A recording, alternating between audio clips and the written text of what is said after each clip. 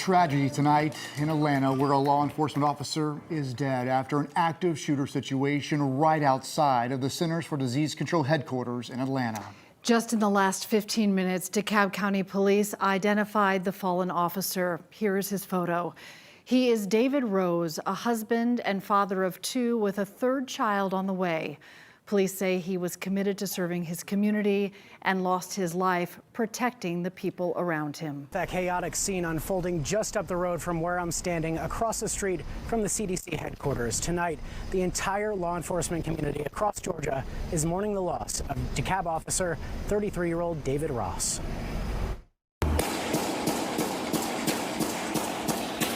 A barrage of gunfire near the Centers for Disease Control and Prevention and Emory University. This was an active shooter incident. The shooter is now deceased. Police say the man began shooting inside a CVS on Clifton Road, bullets striking multiple CDC buildings. It was 4:50 p.m. on August 8th, 2025, when the police radio crackled to life. Active shooter, shots fired at CDC headquarters. Officer David Rose, just 11 months on the force, didn't hesitate. He hit the gas and raced toward the danger unfolding at one of America's most important health buildings. The summer air in Atlanta was thick with fear as Rose's police car screamed down the street, sirens cutting through the afternoon heat. Ahead, he could see the massive CDC campus windows already broken, glass scattered like deadly diamonds across the ground. The sharp crack of gunfire echoed between buildings as bullets tore through the air. People were running everywhere. CDC workers poured from buildings, some carrying children from the daycare center, all running from a gunman who had turned their safe workplace into a nightmare. The shooter had tried to get inside the CDC just minutes before, but security had stopped him. Now, he was across the street at a pharmacy, firing shot after shot with deadly aim. Officer Rose pulled up and stepped out of his car, his hand moving toward his gun. He had finished police training just 5 months earlier. At graduation, he had stood before his classmates and said, "When someone calls for help, we don't hesitate. When things get hard, we don't break." Those words were about to be tested in the worst way possible. The second his feet touched the ground, the bullets found him. In one terrible moment, the Marine who had fought in Kuwait, the loving father expecting his third child, the man who had promised to run toward danger, was shot down before he could even pull his weapon. What followed was deadly silence. Officer David Rose lay still on the bloody pavement, his life slipping away just steps from the building he had sworn to protect. And somewhere in the chaos, a killer with 5 guns and a head full of anti-vaccine hatred was still out there. This is the story of a hero's last moments, a family's devastating loss, and one man's conspiracy-fueled attack that ended in tragedy. This is the life and death of Officer David Rose. If you're into real, true crime stories, stories that dig deep into the facts and the darkness behind them, go ahead and hit that like button and subscribe to Crime Case Confidential. We bring you new videos every week, so there's always another case to uncover, another truth to explore. This officer responded to the call as he was trained to do. And during that incident, he received gunfire and he lost his life in this incident. He was committed to serving the community. At this time, we're asking for the community's prayers. David Rose wasn't supposed to die on a street in Atlanta.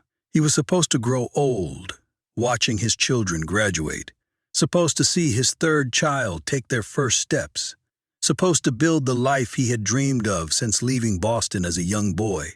Born on a cold winter day in East Boston, David spent his early years in the tight-knit neighborhoods of Dorchester and Chestnut Hill. When he was just 10 years old, his mother made the difficult decision to pack up their lives and move south to Georgia, searching for new opportunities and a fresh start. It was a move that would shape everything that followed. Even as a child, David carried himself differently. His family remembers him as quiet but brave, the kind of boy who would stand up for others even when it cost him. He had that rare combination of humility and courage that would define his entire life. While other kids talked big, David simply acted when action was needed. When he turned 18, David made a choice that surprised no one who really knew him. He enlisted in the United States Marine Corps, driven by a desire to serve something bigger than himself. For 4 years, from 2013 to 2017, he wore the uniform with pride, achieving the rank of corporal and specializing as an electrician. His service included a 5-month deployment to Kuwait in 2015, where he faced challenges most people can only imagine. The Marines didn't just train his body, they shaped his soul, teaching him that real strength comes from protecting others, not yourself. But David's heart was always pulling him home. He returned to Georgia with a deep love for a woman who would become his anchor, his reason for everything. They built a life together filled with laughter and dreams. Soon, they welcomed their first daughter, then their second. David was the kind of father who got down on the floor to play, who read bedtime stories with different voices for every character, who made his girls feel like they were the center of his universe. By early 2025, their family was growing again. His wife was 7 months pregnant with their third child, a son who would carry David's name and, they hoped, his gentle strength. David would spend evenings talking to his wife's belly, telling his unborn boy about the world he was coming into, promising to be the kind of father who would always be there. But David wanted to do more than just provide for his family. He wanted to serve his community the same way he had served his country. At 33, he made the decision to become a police officer, enrolling in the DeKalb County Police Academy. It wasn't an easy choice. He had 2 little girls to think about, a pregnant wife who worried about his safety, and the comfortable life of a civilian. The academy was demanding, but David thrived. His fellow cadets quickly recognized his natural leadership, his calm presence in stressful situations, and his genuine desire to help others. When it came time for graduation in March 2025, his classmates chose him as their speaker. Standing before the crowd that spring day, David spoke words that would echo with heartbreaking clarity just months later. When someone calls for help, we don't hesitate. This is more than a career, it's a calling. He talked about sacrifice, about the courage to run toward danger when everyone else runs away. When things get tough, and they will, we don't break. He spoke about duty not as a burden, but as a privilege. It's about protecting the vulnerable, standing for justice, and being the person who runs toward danger when others run away. We wanted to be part of something greater than ourselves. We wanted to wear the badge, not for the sake of a title, but for the responsibility that comes with it. And responsibility is exactly what this job demands. From the very first day, we learned that policing isn't just about enforcing the law. It's about protecting the vulnerable, standing for justice, and being the person who runs towards danger when others run away. We learned that the badge we will wear isn't just a piece of metal, it's a symbol of trust, of duty, of sacrifice. Those weren't just pretty words for David Rose. They were a promise he intended to keep, no matter the cost. By August 2025, David had been on the force for just 11 months. He was still learning, still proving himself, but already earning the respect of veteran officers who saw something special in the quiet Marine from Boston. He approached every call with the same steady determination, whether it was a domestic dispute or a traffic stop. His colleagues would later say that David Rose was exactly the kind of man you'd want responding when you called 911. Calm, capable, and completely committed to protecting others, even strangers he had never met. He had no way of knowing that his promise to run toward danger would be tested on the sweltering August afternoon, or that keeping that promise would cost him everything. August 8th, 2025, started like any other summer day in Atlanta.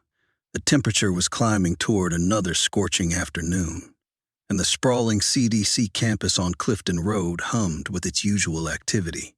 Inside those buildings, scientists and public health workers were focused on their research, their meetings, their mission to protect American lives. None of them knew that just miles away, a man named Patrick Joseph White was loading 5 stolen firearms into his car. White had spent the morning in a state of escalating rage. The 30-year-old from Kennesaw had been consumed for months by conspiracy theories about COVID-19 vaccines, convinced that the CDC was responsible for his depression and suicidal thoughts. His father would later tell police that Patrick blamed the vaccine for ruining his life, for making him feel hopeless and angry. On this particular morning, that anger had reached a breaking point. Shortly before 5 p.m., White drove his car to the main entrance of the CDC's Roybal campus. He had come with a plan to get inside the building and confront the people he held responsible for his pain. But as he approached the security checkpoint, guards immediately sensed something was wrong. White was agitated, demanding entry, making threats. The trained security personnel followed protocol, denying him access and ordering him to leave the premises. For most people, being turned away might have been the end of it. But for Patrick White, rejection was just fuel for the fire. Instead of driving away, he circled around to Emery Point, a mixed-use development directly across Clifton Road from the CDC headquarters. There, positioned with the perfect view of his target, was a CVS pharmacy on the ground floor of a multi-story residential building. White parked his car and began unloading his arsenal. 5 weapons rifles, a shotgun, and handguns, all stolen from his father's gun safe just hours earlier. He had broken into that safe with one purpose: to make someone pay for what he believed they had done to him. At approximately 4:50 p.m., the first shots rang out. White positioned himself on the sidewalk with a clear line of sight to the CDC campus and began firing. The distinctive crack of high-powered rifles echoed between buildings as bullets tore through the afternoon air. Windows exploded across 6 different CDC buildings as White unleashed round after round, his rage finally finding its target. Nearly 200 bullets struck their mark, shattering blast-resistant glass and sending deadly fragments across the campus grounds. Inside the CDC buildings, chaos erupted. Employees dove under desks as bullets punched through windows.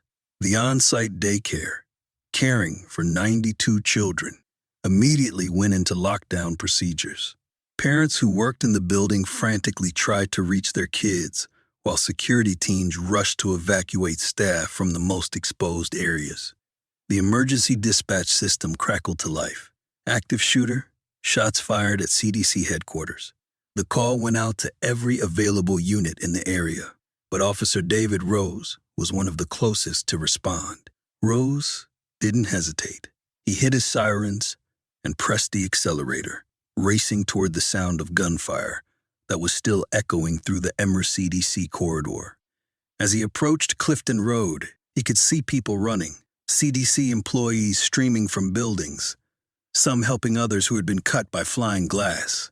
The scene that greeted Rose was something out of a war zone. Windows were shattered across the massive CDC complex, and the gunman was still actively firing from his position across the street.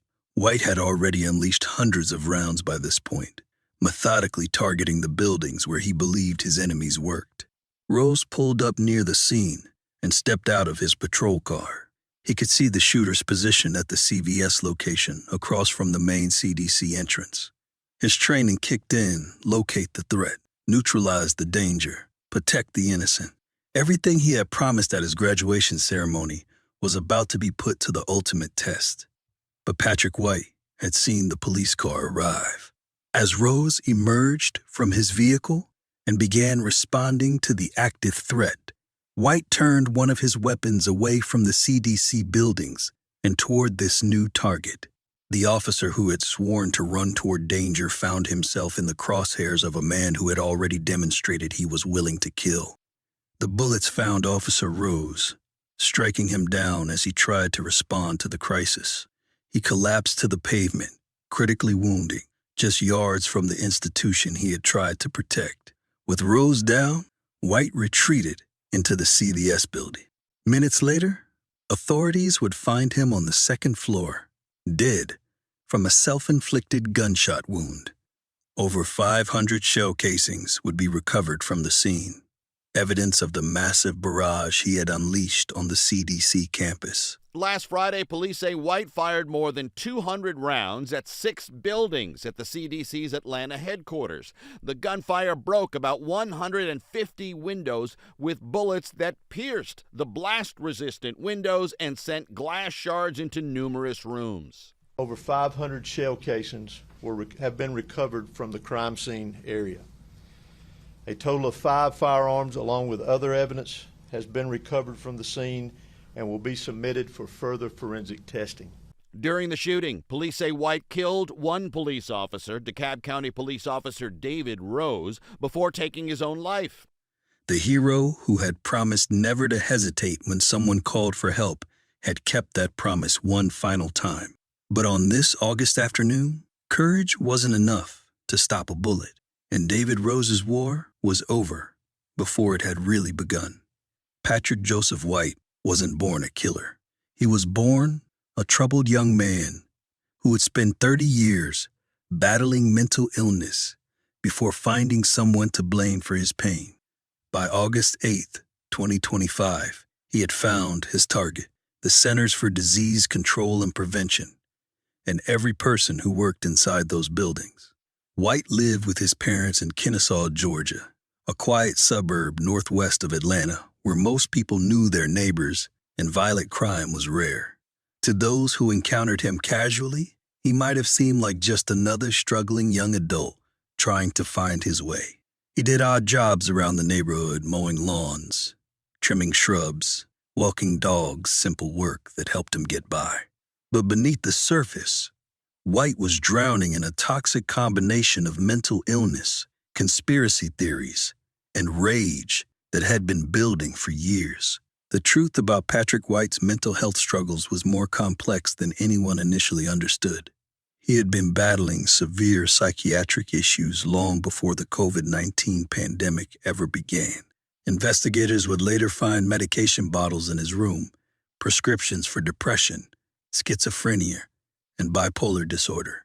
Just 1 year before the shooting, in the summer of 2024, White had taken a gun from his father's safe and been hospitalized at Ridgeview Institute for a week after expressing suicidal thoughts. This wasn't a man who had been healthy until a vaccine destroyed his life. This was a man who had been fighting demons for years, searching for something or someone to blame for the darkness that consumed him. During the COVID-19 pandemic, White became convinced that the vaccine was the root of all his problems. His neighbor, Nancy Holst, watched as he grew increasingly fixated on this idea, bringing up vaccines in conversations that had nothing to do with health or medicine. After receiving his vaccination, White complained of weight loss, swallowing difficulties, and gastrointestinal problems. Whether these were real side effects or symptoms of his existing mental illness, White had found his scapegoat. His father, Ken White, a retired federal investigator, watched helplessly as his son spiraled deeper into conspiracy theories. Patrick would spend hours online, consuming content that told him he wasn't alone, that the government was covering up massive harm from the vaccines. The CDC, in particular, became the focus of his hatred. They were the ones who had recommended the vaccine. They were the ones who continued to promote it. In his mind, they were responsible for destroying his life. White's mental state had been deteriorating for months. Police had conducted multiple welfare checks at the family home, 11 911 calls in the past year alone, including several for suicide threats and domestic disturbances. Just weeks before the shooting, law enforcement had been contacted again after White verbalized thoughts of suicide. His family was walking on eggshells, never knowing when his rage might boil over. On the morning of August 8th, White asked to borrow his father's car, claiming he wanted to meet a friend. Ken White, unsuspecting, handed over the keys. What he didn't know was that his son had already broken into his gun safe, stealing the weapons he would need for his final mission. The gun safe that Ken White thought was secure had been forced open. The father kept the key on his person at all times, even sleeping with it. But Patrick's determination had driven him to break the lock itself. Inside, he found an arsenal that would allow him to wage war against the institution he blamed for his suffering. 5 firearms in total, multiple rifles for long-distance accuracy, a shotgun for devastating close-range damage, and handguns for mobility and backup. These weren't weapons White had purchased himself. They belonged to his 69-year-old father, stored in what should have been a secure safe. But White's preparation for his attack had driven him to take what he needed by force. White wasn't planning a quick, impulsive act of violence. The number and variety of weapons he carried suggested someone who was prepared for a sustained assault. He had rifles capable of penetrating the blast-resistant windows of the CDC buildings. He had backup weapons in case his primary firearms failed. This was the loadout of someone who expected to fight until the very end. But White's preparation went beyond just weapons. He had written extensive materials expressing his discontent with COVID-19 vaccinations, personal statements that investigators would later analyze for clues about his mental state. These weren't the rambling notes of someone having a brief psychotic break. One document read, "The COVID shots were always meant to indiscriminately murder as many as possible." These were the carefully considered beliefs of a man who had convinced himself that he was fighting a righteous war against an evil institution. His family's attorney would later say that Patrick's writings were fueled by falsehoods found online. For months, he had been consuming misinformation that told him his suffering was not the result of mental illness, but of a deliberate poisoning by his own government. The scientists and researchers working in the CDC buildings weren't heroes trying to protect public health in his mind. They were conspirators who deserved to be punished for their crimes. On that August morning, as White loaded his father's weapons into the borrowed car, he wasn't seeking help or trying to start a dialogue. He had moved beyond depression and suicidal thoughts into something far more dangerous, the belief that killing others would somehow deliver the justice he felt he deserved. The man who drove to the CDC that afternoon wasn't just a victim of mental illness or online radicalization. He was a domestic terrorist who had armed himself for war, convinced that mass violence was the only way to make the world understand his pain.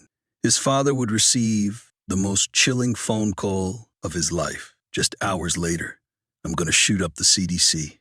By then, it was already too late. I didn't know if he was joking around, but he says, "Hey, Dad, are you doing okay?" And I said, "Well, same as usual.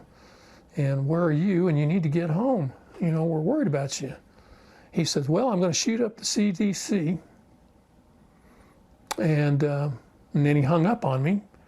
I immediately tried to call him back, and he had turned the phone off. But I don't know how he got hold of the firearms. I'm sitting there thinking, where to get the guns? All indications in our investigation was that they were secured and that he forced his way into the safe that contained the weapons. Ken, a retired federal investigator, says the weapons included rifles, a shotgun, and a pistol.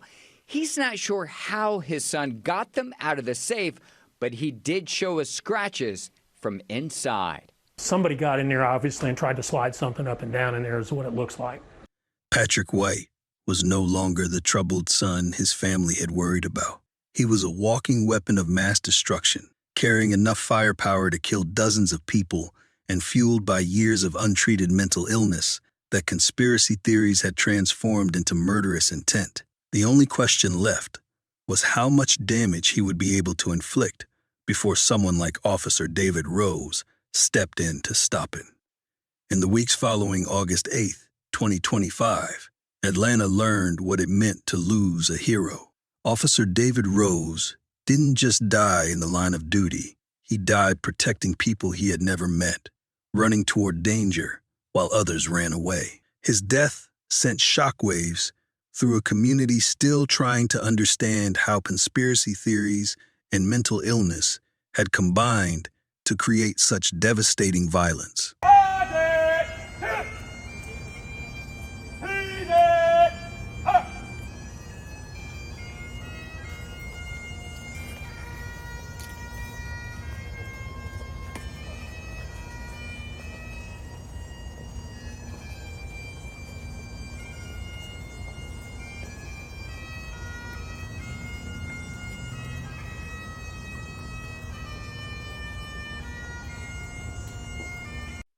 A memorial service was held on a sweltering August morning at First Baptist Church Atlanta in Dunwoody. More than 1,500 community members, relatives, colleagues, and dignitaries filled the church to honor a man who had given everything in service to others. His widow, 7 months pregnant and flanked by their 2 young daughters, sat in the front row with a strength that both inspired and heartbroke everyone who saw her. She carried the weight of a woman who would have to explain to her children why their daddy wasn't coming home. The service was a celebration of a life cut short, but also a stark reminder of extremism's cost. His police academy classmates, who had heard him give that prophetic graduation speech just months earlier, wept openly as they remembered a man who had lived up to every word he had spoken. The community's response was immediate and overwhelming. Within hours of Rose's death, a GoFundMe campaign launched by his widow began attracting donations from across the country. Strangers sent money, flowers, and letters of support. The fundraising page became a virtual memorial where people shared stories of police officers who had made a difference in their lives. Community fundraising exceeded all expectations. The GoFundMe campaign raised over $556,000, while events like Atlanta's Finest 5K brought in another $40,000 for the children's education. Total community support reached over $600,000, ensuring Rose's children could pursue their dreams and his widow could focus on healing rather than financial survival. This wasn't routine violence. This was domestic terrorism, carried out by a man radicalized by online conspiracy theories. Rose's death made clear that those protecting public health workers were also at risk. Law enforcement agencies began reviewing protocols for responding to threats against government buildings, while the CDC implemented new security measures. For the Rose family, the attention was both blessing and burden. The financial support meant they could focus on healing, but it also meant living their grief in public. The Cobb County CEO, Lorraine Cochran Johnson, proclaimed August 22, 2025, as Officer David Rose Day, ensuring his sacrifice would be remembered annually. David's wife found strength she didn't know she possessed. In interviews, she spoke about her husband's dedication to service and her determination to raise their children with the same values that had driven him to become a police officer. The substantial community funding created educational opportunities for their children, ensuring David's legacy would continue. The police department honored David's memory as they could. His badge number, 3819, became a symbol of sacrifice within the department. His story became required learning for new recruits who would understand what it meant to answer the call when others needed help.